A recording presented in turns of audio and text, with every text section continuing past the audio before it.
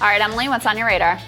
Well, Crystal, wokeness is a problem and everyone knows it. It's hard to talk to anybody today, and I talk to lots of people in the Democratic Party who doesn't say this, but they don't want to say it out loud. That's according to Democratic strategist James Carville, whose recent interview with Vox made some waves in blue check world. Carville is a creature of his party's establishment. The man just wants to win elections and to keep Democrats in power at nearly all costs. In his interview with Vox, he continued to reject what I've called the progressive or bigot binary formulation that the cultural left, which is now crucially alienated from the economic left, enforces from boardrooms to newsrooms. Here's Carville again. We have to talk about race. We should talk about racial injustice. What I'm saying is we need to do it without using jargony language that's unrecognizable to most people, including most black people, by the way, because it signals that you're trying to talk around them. It's true. We can talk about racial injustice, and sometimes we absolutely must. But in his single-minded focus on electing Democrats, Carville is revealing something true. Cultural leftist jargon alienates and aggravates the working class, and for good reason. Rather than residing comfortably in ivory towers, this new language has been normalized by our mainstream institutions against popular wishes. It's really no small issue. Data guru Harry Enton of CNN, one of the institutions, by the way, that enforces the new standards of cultural leftism, recently analyzed the 2020 American National Election Studies pre-election survey. While Democrats may mock them, the fear of cancel culture and political correctness isn't something that just animates the GOP's base. It's the rare issue that does so without alienating voters in the middle, Enton wrote last month. He later added, respondents were asked whether they thought people needed to change the way they talked to be with the times or whether this movement had gone too far and people were too easily offended. People being too easily offended won by a 53% to 46% margin over people needing to change the way they talked. Keep in mind, Enton added, the voters in the sample claimed they had either voted or would vote for Biden over Donald Trump by a 53 to 42% margin. This just gives you an idea of how much more popular the opposition to cancel culture and political correctness is than the baseline Republican presidential performance. Now, political correctness, which Enton reasonably equates with cancel culture, is unpopular, and our elite class is dramatically out of touch, but it's much worse than Carville's concerns about elections. The cultural left has used identity politics to hijack working class issues and to disempower the working class while enhancing their own power.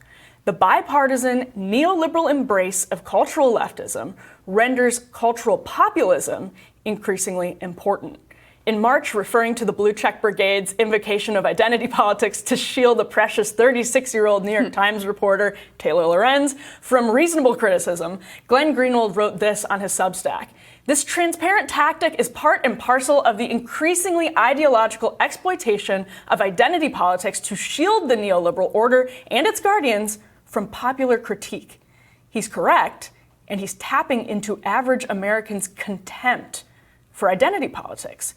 If you step out of line, even gently questioning something objectionable coming out of your HR department, or your child's school, or a friend's Facebook feed, your livelihood and your reputation are suddenly at risk. Yes, some Republicans exploit this as red meat, but that's actually not hyperbole. It's absolutely true most Americans have not been canceled at all, let alone over something unfair. That's important perspective when it comes to the scale of the problem. But someone in their community has. That's enough to make them uneasy in some cases and angry in others. And they should be, because it creates an ambient threat. For elites, these concepts and jargon like Latinx are their intellectual playthings used to signal in-group status, disempower critics, while increasing their own power. They deploy identity politics to disempower the working class, the rubes without Oberlin degrees who listen to Joe Rogan and can, the left thinks, be intimidated into silence or submission so they can ignore their interests and bulldoze America with their own. Guess who can't run to Substack or Patreon to get their job or their family's reputation back when their office's or neighborhood's resident thought cop complains? This scheme allows powerful people to protect and grow their control, shielding themselves from criticism and dissent at the cost of people who need that next paycheck, but also happen to need their dignity and their integrity and their good name. Those things should never be in conflict. Crystal, this is probably where I differ most from you and Sagar. I think cultural populism is an interesting concept in the context of the economic left suddenly being very different from the cultural left, from the neoliberal co-optation of identity politics, which, by the way, I'll be the first to tell you, I think there actually are a lot of, there is merit to things like intersectionality. I think it gets completely used wrongfully and overused on the left, but I do think some of these concepts really genuinely have merit. And then you see the neoliberal sort of center co-opting them. Yeah. And they use them, as Greenwald points out, to shield themselves from criticism. And when you're that parent, you probably haven't been canceled, right? If you're just a parent in Kansas who heard something is going on at school and you want to stand up and say, I don't want my kid learning about this, but you also need your next paycheck, you're going to shut up. I mean, so here's a couple things. Oh, there's a lot there, and very interesting radar, by the way. So first of all, my issue because I am both an economic leftist and also in most ways a cultural leftist as well. My issue with the way that this jargon is weaponized is, number one, oftentimes it's used by tremendously regressive institutions and individuals in order to sort of like Trojan horse in a really regressive agenda. And the perfect example, I mean, Jamie Dimon kneeling in front of a bank vault to signal his support for Black Lives Matter is the perfect example of that. Amazon putting Black Lives Matter onto the front of their website while they're hiring goons to union bust, firing workers illegally in retaliation, failing, and this is according to a lawsuit filed against them by the Attorney General of New York, failing to even meet the basic legal standards of keeping their employees safe during coronavirus. By the way, their blue-collar workforce disproportionately Black and brown. That's a part of this. So that's one part of this that I have an issue with. The other part, and Carville kind of gets at this in his interview, parts of which I agreed with, parts of which I disagree with. In general, I have all kinds of issues with James Carville. But what he talks about is, look, I actually don't have a problem with the language itself. Intersectionality, using this sort of like new jargony language in and of itself, I don't actually have an issue with. Where my issue comes in is when you expect everyone else to automatically know how to talk about these issues. And if they don't, and they use a term or phrase something in a way that's inartful or vaguely offensive, immediately it's a pile-on. It's not about, there's no desire to like, hey, let's bring this person along. Let's just like talk to them about why we found this offensive or why this might be a better way to phrase it. And here's how we're thinking about it. No, it's instant like judgment. You're evil. You're bad out of the public square. And so that's good for building clout.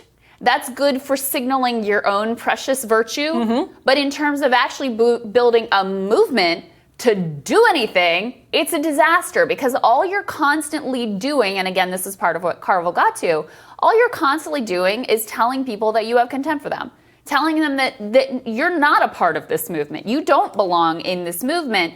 I think that's tremendously destructive, and I think it goes wildly against a classic left-wing essential principle of solidarity.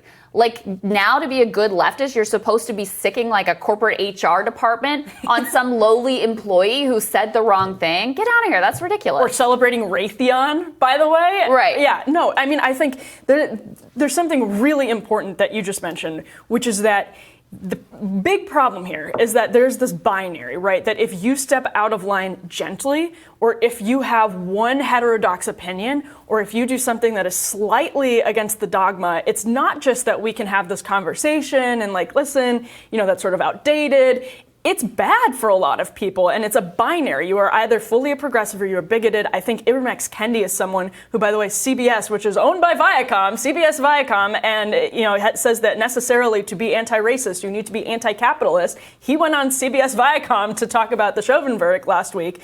It says in order to be anti-racist. You have to be anti-capitalist. Yeah, Jack Dorsey gives him. Anyway, go ahead. No, I think again, it's not an unfair argument. But then you're taking it into like CBS and Viacom are embracing it. Jack Dorsey is giving him millions of dollars. Here's my issue: is like, okay, if we're gonna cancel people, how come the people getting canceled are never like George W. Bush and his neocon friends who are now resistance heroes who lied us into war? Because like, let's talk about co-optation of this. Right. Let's talk about like, okay, we want to have a conversation about canceling people. Let's start with them at the top, like war criminals. How about we start with them at the top of the list? Or, you know, you never get in trouble for taking a bunch of money from Raytheon and doing their bidding, right, or being a total corporate sellout, or, you know, fighting to get the SALT tax cap removed so that your wealthy constituents can, like, being wrong on those issues is you never pay the price for that. And so you end up with this really unbalanced system where only certain things are punished. And so people feel free to have all of their terrible corporate capitalist ideology, in my view, and they use but if they use the right language and are, you know what the right jargon is, then they're Trojan horsed in as like some sort of progressive when it's just not the case. But I think what's crucial about that is it increases their power, and it is chilling generally on speech in this country. And again, I think the scale is important. I don't think, millions and millions and millions of Americans are being canceled every day. Like, sponsor a canceled American, like it's an ASPCA commercial. I don't think it's that. But I do think it's had a chilling effect. And I do think the people most affected by it are the ones that rely on their paychecks and can't run to Patreon and Substack. Yeah. And while that chilling effect is happening, the elites are just actually building their own power by signaling their in-group status, building their clout, as you say, and continuing to push out anybody who criticizes them, like Glenn and Taylor Lorenz, which is always a great example. But anyway, coming up, Will Jawando and Philip Wegman are here. Team Rising will be back when we return.